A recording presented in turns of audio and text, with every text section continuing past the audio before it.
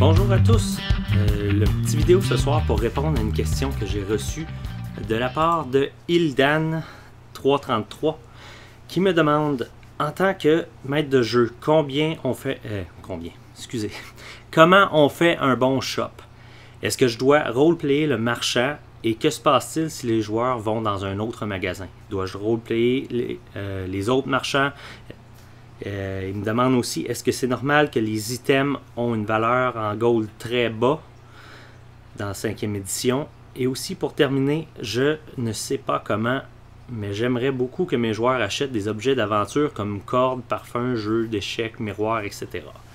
Donc, pour commencer, bien sûr c'est mon opinion, mais non, je ne crois pas que tu dois roleplayer chaque marchand. Je crois cependant que ça dépend beaucoup du type de partie que vous êtes en train de jouer et surtout du type de joueur. Je crois que ça peut être une bonne idée de l'essayer et de voir comment les joueurs réagissent. Souvent, moi, à la fin d'une partie, je vais faire un petit retour sur le jeu, voir qu'est-ce que les joueurs ont plus apprécié et moins apprécié. Ça pourrait peut-être être bon, justement, si tu le laissais, de faire ce genre de choses-là à la fin de la partie pour voir si les joueurs ont apprécié. S'ils ont apprécié, c'est définitivement quelque chose à ramener.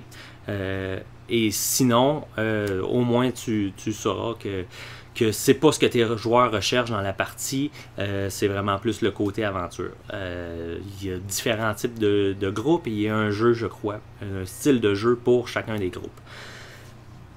Mais si tu veux l'essayer et si tes joueurs l'apprécient, je crois que c'est quand même important de le faire avec parcimonie et de trouver quand l'utiliser et quand ne pas l'utiliser, puisque si tu le fais pour chacun des marchands, ça va vite devenir redondant. Il ne faut pas oublier que à la base, surtout si tu joues 5e édition, c'est pas vraiment ça l'idée derrière le jeu. Il y a des jeux qui le font sûrement mieux si on veut vraiment embarquer dans ces choses-là, de négociation, et ainsi de suite. Pour savoir quand le faire ou pas le faire, je crois qu'il faut que tu te demandes premièrement la question, est-ce qu'il y a, en plus des achats, est-ce qu'il y a autre chose à aller chercher dans ce roleplay-là? Bien sûr, si les joueurs rentrent dans le magasin d'armes avec une idée d'aller chercher des informations au forgeron ou des choses comme ça, à ce moment-là, je pense que c'est un bon cue pour nous indiquer ça pourrait faire un bon moment de roleplay. Et à ce moment-là, on peut embarquer l'interaction pour les achats au travers de ça. Mais je crois que si c'est juste des achats, le jeu peut très bien s'en passer. Moi, dans mes parties, souvent même, je skip carrément ce bout-là. Dans la partie que je mène présentement des Canaries, la plupart des objets mondains, on perd pas de temps avec ça, on passe direct à l'aventure, je les donne. Tant que ça reste dans le réaliste, je les donne à mes joueurs, c'est pas ça qui va briser le jeu ou pas. Donc on passe à l'étape suivante. Mais bien entendu, comme je le dis, s'il y avait information à aller chercher, s'il y avait un personnage que je veux entrer à quelque part, ça peut être une très bonne façon de l'amener justement dans l'histoire, même si à ce moment-là, c'est juste pour faire une petite interaction de magasin, puis que ça se développe à d'autres choses. À ce moment-là, je crois que le roleplay est bon. Sinon, je pense que la plupart des joueurs passerait par-dessus. On peut sortir justement de l'ambiance de jeu pour régler ces choses-là et retourner ensuite au narratif. Maintenant, il me demande aussi, est-ce que c'est normal que les items ont une valeur en gold très bas? Je n'ai pas connu toutes les éditions au point de connaître les prix par cœur, mais ce que je sais, c'est que à date de ce que je vois de 5e édition, à peu près tous les chiffres sont plus bas. Donc, je serais porté de croire que c'est normal que les coûts aussi le soient. Par exemple, les coûts sont peut-être plus bas, mais le jeu prône beaucoup pour la rareté des matériaux. Donc, oui, on peut peut-être se la payer, mais ça peut peut-être être plus rare. Je sais aussi que les fiches de trésor, si vous voulez, bien qu'ils ne soient pas nécessairement très évidentes, tout a baissé là-dessus aussi. Donc, si le trésor baisse, les prix baissent un peu. Je crois qu'au final, l'édition est quand même assez bien balancée. Je crois que ce ne soit pas un problème ici de 5e édition, mais juste un réajustement peut-être des prix. Faut pas oublier que les pièces d'or aussi, on est porté souvent d'en donner et mettre ça comme si c'était des dollars, mais ça vaut cher dans l'univers du jeu. Donc, non, je crois pas qu'il y ait de problème là. Il cite comme exemple une Battle Axe qui aurait une valeur de seulement 10 gold. C'est sûr qu'en partant, le jeu, la 5e édition, dit qu'on peut tout réadapter. Donc, si dans ton monde, une Battle Axe, c'est 20, c'est 20. Dans mon monde, il y a une variété de chevaux qui est dite être 10 fois le prix des autres. Dans le livre, j'ai un prix pour les chevaux. Moi, je l'ai augmenté pour ceux-là. Ça brise en rien le jeu. On peut jouer avec ces choses-là. Et pour terminer, je ne sais pas comment, mais j'aimerais beaucoup que les joueurs achètent des objets d'aventure.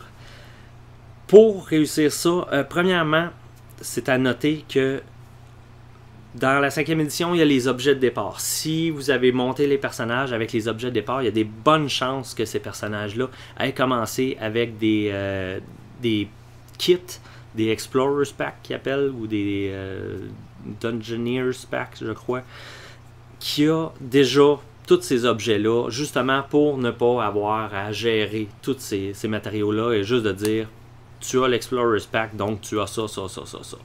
Si vous voulez avoir une partie plus immersive et ne pas employer ces packs-là et vraiment utiliser chaque pièce qui est comptabilisée pour peut-être donner un effet de danger plus vivant, à ce moment-là, si tu veux qu'ils achètent des choses comme ça, il faut que tu leur donnes des avertissements. Que ça peut être le genre de choses qui manquent. Peut-être rencontrer quelqu'un dans la ville qui leur dit « Ah, vous êtes des aventuriers, ça va être important de bien vous équiper, allez à tel magasin, je connais le marchand et il va vous équiper en tout ce que vous avez besoin, n'oubliez pas votre corde. Mon beau-frère est tombé dans un précipice parce qu'il avait oublié cette corde. » D'amener des choses comme ça, des petits hints, des conseils qui viennent d'ici et là. Peut-être que ça va être dans les premières aventures, de leur montrer pas nécessairement qu'ils n'arrivent pas à faire ce qu'ils veulent parce qu'ils n'ont pas ce genre d'objet-là, mais que c'est plus difficile s'ils ont ça. Et si c'est bien fait, si c'est amené comme ça, je suis persuadé que lorsqu'ils arriveront au village après leur première aventure, ils vont vouloir se griller de ce genre d'items-là. C'est important peut-être justement aussi quand ils entrent à quelque part de leur nommer ça. C'est très abstrait rentrer dans un shop, dans un jeu de rôle, puis de trouver qu'est-ce qu'on pourrait avoir besoin. Pour le maître de jeu, il sait l'aventure qui s'en vient. Le joueur ne le sait pas nécessairement. Alors ça peut peut-être être bon dans le descriptif, que lorsque tu décris le magasin en tant que tel, d'ajouter de ces items-là, sans que ça tombe non plus dans la liste. Il y a ça, il y a ça, il y a ça. Mais ça peut être de décrire, il y a une allée ici où il y a plusieurs types de miroirs qui peuvent être très utiles. Il y a plusieurs types de cordes qui sont là. Si c'est un des magasins où tu décides de faire du roleplay, ça peut être bon que peut-être que le tenancier du magasin les conseille. Avez-vous oublié votre corde? J'en ai 3 modèles ici, dépendamment de ce que vous allez faire. Là. Donc, d'utiliser ça, de venir un peu planter, moi j'appelle ça planter des graines. Donc, dans les premiers temps de l'aventure ou tout ça, de planter des graines de qu'est-ce que les joueurs pourraient avoir besoin et je crois par la suite qu'ils vont aller les chercher d'eux-mêmes. Donc, j'espère que ça répond bien à tes questions. Sinon, on peut peut-être préciser dans les commentaires et j'irai de plus grandes précisions. Sinon, ça peut aider d'autres gens. tant mieux. Donc, si vous avez des questions, n'hésitez pas à les poser. C'était Gamer. Bonjour.